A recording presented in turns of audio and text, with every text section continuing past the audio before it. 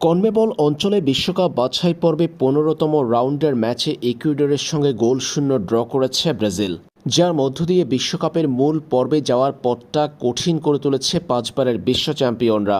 সেলেসাওদের সামনে সুযোগ ছিল জুনের উইন্ডোতে এই দুই ম্যাচ খেলে বিশ্বকাপের মূল পর্বে জায়গা পাওয়ার, তবে সেই সুযোগ হাতছাড়া হয়েছে ইকুয়েডরের বিপক্ষে জয়হীন থাকার কারণে।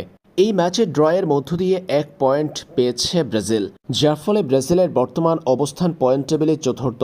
ব্রাজিলের বিপক্ষে ড্র করা ইকুয়েডরের অবস্থান দ্বিতীয়। হাতে ব্রাজিলের এই উইন্ডোতে আর একটা ম্যাচ বাকি আছে। আগামী ১১ জুন বাংলাদেশ সময় ভোর ৬টা ৪৫ ব্রাজিল খেলবে প্যারাগুয়ের বিপক্ষে। প্রশ্ন হলো, এই উইন্ডোতে ব্রাজিল আর বিশ্বকাপের মূল পর্বে জায়গা করে নিতে পারবে কিনা, কিংবা বিশ্বকাপের মূল পর্বে যেতে ব্রাজিলের সামনে কী সমীকরণ, কী হিসাব মিলাতে হবে পাঁচবারের বিশ্ব চ্যাম্পিয়নদের। পয়েন্ট টেবিলে বর্তমানে যে অবস্থা ব্রাজিলের, তাতে এই জায়গা ধরে রাখতে পারলে বিশ্বকাপে সরাসরি চলে যেতে পারবে সেলেসাওরা।